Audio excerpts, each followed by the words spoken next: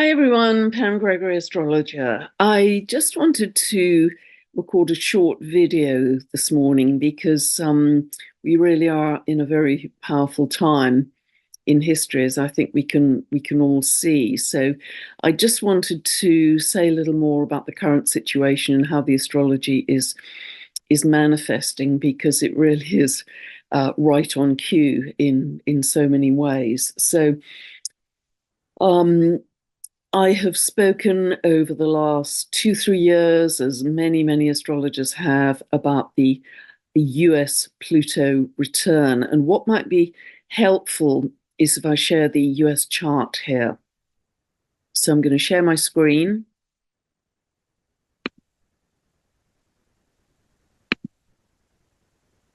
So this is the chart for the US that I think many astrologers use. It's certainly a very popular chart. And this is set for the 4th of July, 1776, 10 past 5 in the afternoon, Philadelphia, which was supposedly the signing of the Declaration of Independence.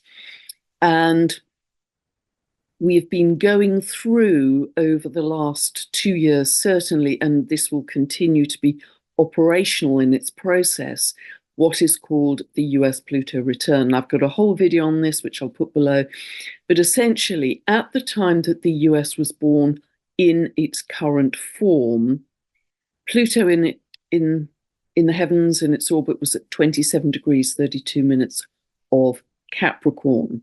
So this is considered the birth chart, if you like, of the current USA, how it initially was birthed. And I've often quoted how when Pluto was in Aquarius, as you're aware, it's just moved into Aquarius on the 20th of January. Last time it was in Aquarius, because Pluto has a 248-year cycle, one of the big examples was the French Revolution in 1789. But the other huge example was the US Revolution, because the US was also born out of revolution. As I understand history, 13 British states in the US were demanding independence from the onerous British establishment, power and control, Pluto, and the onerous British taxes. Pluto represents taxes. And so they broke away as a statement of independence, the Declaration of Independence, and formed what eventually became the US. And this revolution, this US revolution, really continued during the late 1700s, while Pluto was leaving Capricorn, coming into Aquarius, which is where it is now. So what we've had over the last 2 years, and I've talked about it ad infinitum, is for the very first time since the birth of the US in its current form, transiting Pluto up in the heavens has come back to its natal, so-called natal position of 2732 of Capricorn. It was there exactly on the 28th of December 2022. It then came back exactly by degree, not by minute, but by degree in October last year. But still, it is operational. It's what you call within orb, because Pluto will track over the end of Capricorn, beginning of Aquarius, end of Capricorn, beginning of Aquarius, through 2024, end of the old, beginning of the new. So again, I've spoken at length how this is really going to raise questions about, okay, who is the US now? What is the US? What is the US in terms of values? This is the second house of values for the country, also the second house of the economy, because it's in Capricorn. Again, I've talked a lot about what is the US in terms of its constitution, Capricorn, its legality, Capricorn, its politics, its very makeup, its geographic makeup, what states make up the US. And isn't it interesting to see what is unfolding in the US right now? But the situation, let's say in Texas, has really only blown up despite many months of illegal immigration over the border of Mexico, Texas. It's really only blown up this week. since Pluto moved into Aquarius. Aquarius is the sign of truth, the sign of freedom, human rights, the sign of the people, the sign of revolution. So Pluto moved into Aquarius in the heavens on the 20th of January. And therefore, that seems to have ignited this very strong response in Texas, which really blew up around the full moon. And the full moon happened on the 25th of January, when the full moon was at 5 degrees of Leo. Now, that 5 degrees of Leo was conjunct the North Node in the birth chart of the US. So what does that say? This is shining a light on the soul's path of growth for America. So very interesting evolutionary times as well as revolutionary times we are in. So at that full moon, the moon was conjunct the North Node and it was opposite the sun. And the sun was conjunct Pluto and the moon was opposing Pluto. So this, as I mentioned in my last update, was bringing up issues around power and control, Pluto, intensity of the people around those issues of power and control. Whenever you get Moon Uranus hard aspects, it's intense feelings, intense emotions, but also because the Sun and Pluto are in Aquarius now, around those issues of human rights, freedom, truth, justice, revolution. So it was at that full moon that things really kicked off in Texas. And also, as I mentioned in a previous update, the dwarf planet Varuna was exactly conjunct the North Node of the US by degree within just a few minutes of exactitude, actually. And Varuna is the Hindu god of the cosmic waters. It also is connected to cosmic justice and punishes those who lie or those who are overbearing or patronizing or arrogant in their attitude. So here we've got and Leo is leadership. Leo is the sign of leadership, and Aquarius is the sign of the people. So we've got some super, super clear themes here around what is happening. And don't forget, Leo is also the sign of sovereignty, our own sovereignty, the sovereignty of the people. And before I stop sharing here, I just want to look down the pipeline slightly, because if we look down the pipeline to the new moon in Aquarius, which is a really electrical, revolutionary new moon on the 9th of February, at that point, Mars is conjunct US Pluto. So not only at that new moon do we have the sun and the moon being squared by Uranus at that time, which is the ruler of Aquarius, so super revolutionary time. But by the way, also not to forget, today, when I'm filming this, 27th of January, Uranus is stationary direct. Whenever a planet is stationary in moving in either direction, its symbolism is magnified. Uranus is the planet that rules Aquarius, is the sign of revolution, rebellion, the people, humanity, humanitarianism, earthquakes of all kinds, eruptions, eruptive behavior, volatility. So right on cue between the full moon and today, where Uranus is stationary direct, we have this situation in the US. And I'm going to talk about Europe in a minute.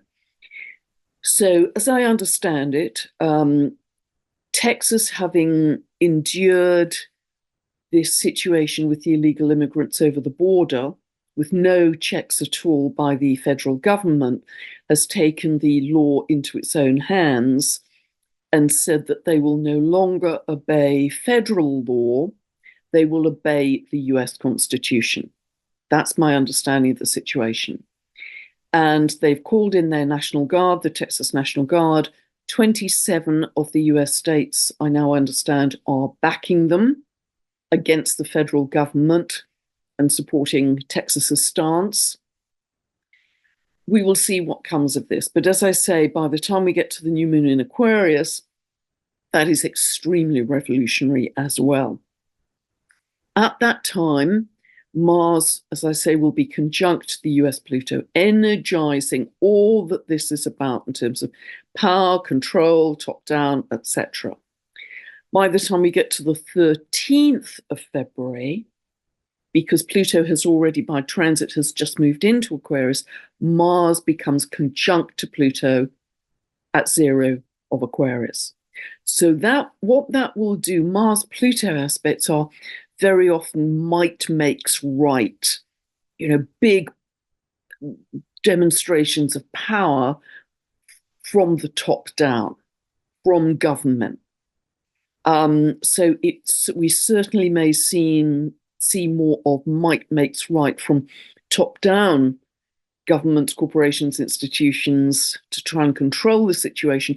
But equally, Mars is going to energize the freedom movement.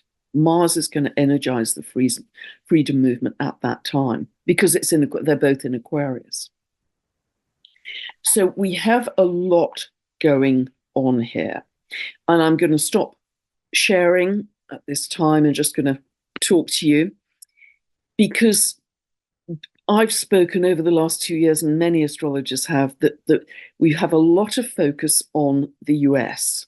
Now, that's partly because of the Pluto return. This is immensely important because it's the first time transiting Pluto is coming back to its so-called natal position for 246, 247 years. So that's why it's so important.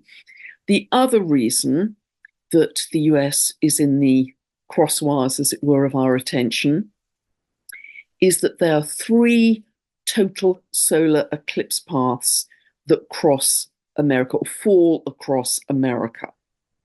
In August 2017, there was a total solar eclipse that fell northwest to southeast across America.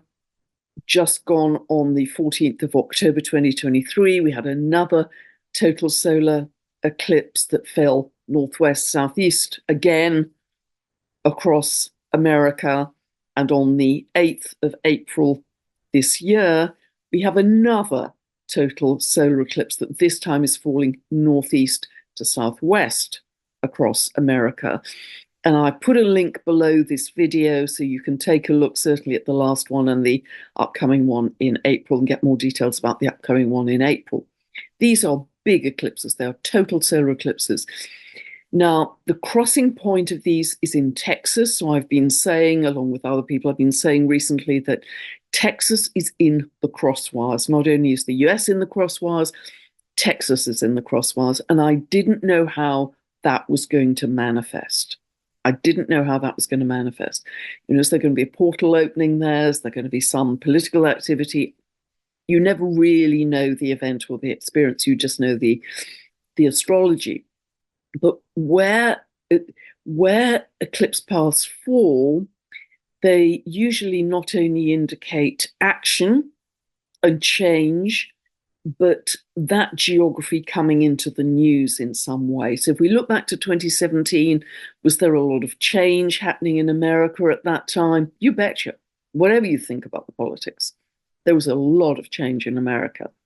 So equally through this period from last October, running through, and really eclipses, this will last till the end of 2024, there is going to be a lot of focus on those eclipse paths. As I say, you can track them exactly from the link below, but there's a particular focus also on Texas as an ignition point. And that's what we're really seeing now. So this is going to be a very interesting period in time because, people are calling it, is this a US Revolution Mark II? Well, it's certainly US second episode, as it were, next episode, because it's the very first time Pluto's come back to that natal place. But also in Europe, equally following the astrology. I mean, the astrology is so spot on. I mean, to the day.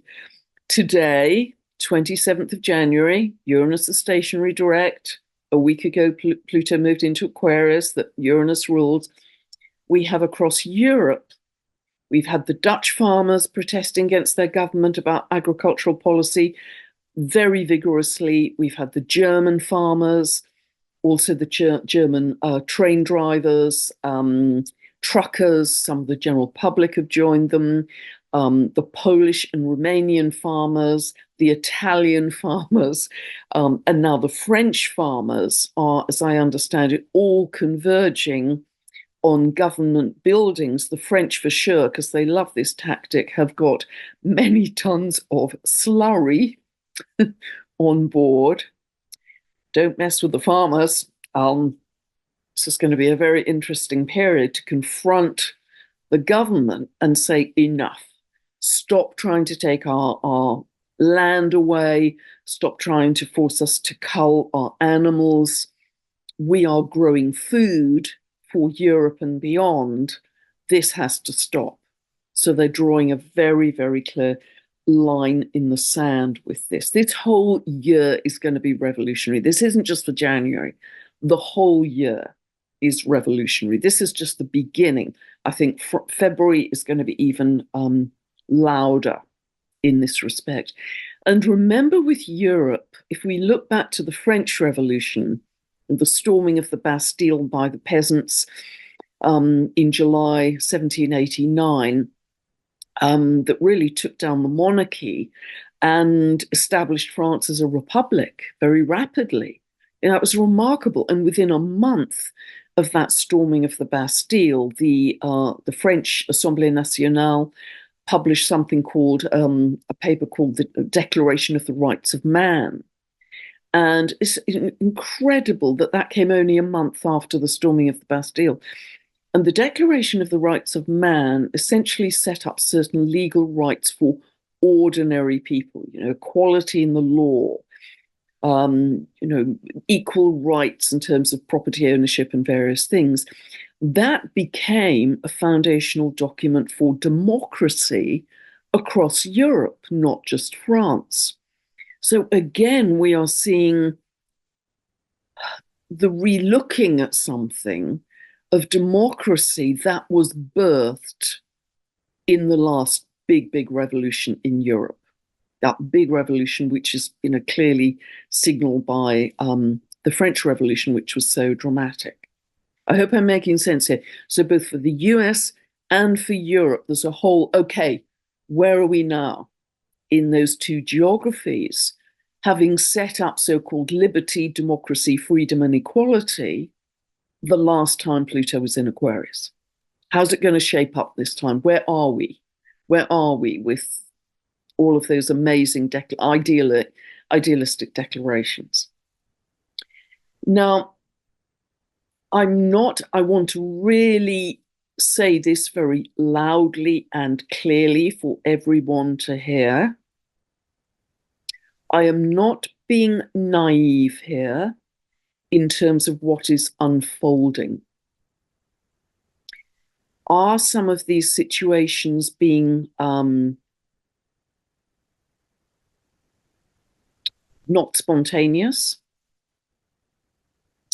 So we have to be aware that as we move through this year, this is not going to be a smooth, linear, gradual process in any regard. It's going to be rocky, it's going to be dramatic, it's going to be head spinning because you think things are going in one direction. Actually, they may have been going in another, because with AI, are we going to know what's true, what's not? They're going to be layers of smoke and mirror. Gosh, I thought those were the good guys, and then all of a sudden, I'm not so sure. There's going to be a lot of that. So we've got to, again, use discernment. Again, we've got to turn inwards and check in with our inner sense of what's true and what's not. And that's so important. Another really good reason to turn inwards.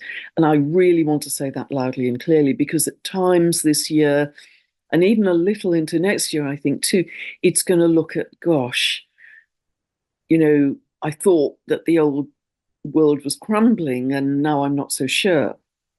Because at times it will look as if They've patched up the scenery at the theatre, that the old world is still perhaps even more in control. But the energy, the astrological energy, is not with that scenario. And it's often because this is the last gasp um, of that old structure that extreme situations are arising. I hope I'm making sense here. Whereas the birth of the new is often invisible. It's often you and I going quietly about our business, meditating, dreaming in, visioning. That's all invisible. What's going to happen this year in terms of the old order is going to be extremely visible, extremely colorful, extremely eventful, extremely obvious. So that will give it a feeling at times of dominance, even though energetically that isn't the case. I hope I'm making sense here. And because it's so important that we realize that even though many of us are, some of us, some of us may be acting kinetically as well. We're taking action, and that's fine too. But many of us are going quietly, purposefully, with intention, with our meditation, with our visualization, behind the scenes to create a more loving world. And please don't think that that doesn't matter because it's working with the invisible. Because the invisible, the consciousness is primary. Consciousness is primary. Consciousness is foundational. Everything that manifests in the world comes from consciousness. So that's kind of like the roots of the tree, where we're taking action, we're dealing with the branches and the twigs of the tree after that manifestation has happened. I hope I'm making sense here. Maybe that's why it's so powerful to work with consciousness, because we're dealing with the foundation of what is then going to manifest, but it's invisible. And that's why, particularly right now, we have to trust the invisible. So find your unique piece of the puzzle. That's going to be clearer to you this year, I think, than it ever has. You know, are you a visionary? Are you a pioneer? Are you an innovator? What are you? What's your role in this massive spiritual evolution that we're going through? And are you getting in touch with your shaman, your magician, your astrologer even? What are you getting in touch with that feels ancient and magical and powerful? And that will see you through. But maybe most important of the lot, don't forget to drop into stillness. Drop into peace, drop into stillness, turn off the noise, certainly turn off the news, and just really know that that is the most helpful frequency to broadcast to the world. So it's not going to be dull this year. It's going to be fast. It's going to be dizzying. As I say, at times you're not going to know what's true, what's not. Many layers to every situation, a lot of smoke and mirrors. Know that. Sit on your eagle's perch and observe. Just think, okay, that's another layer I wasn't aware of, but now I see it. Okay, another layer I wasn't aware of, but now I see it. And just observe in that, what I like to call divine neutrality, will give you a very good perspective on this year's events. God bless. I hope that's helped you. I'll be back very soon, and bye for now.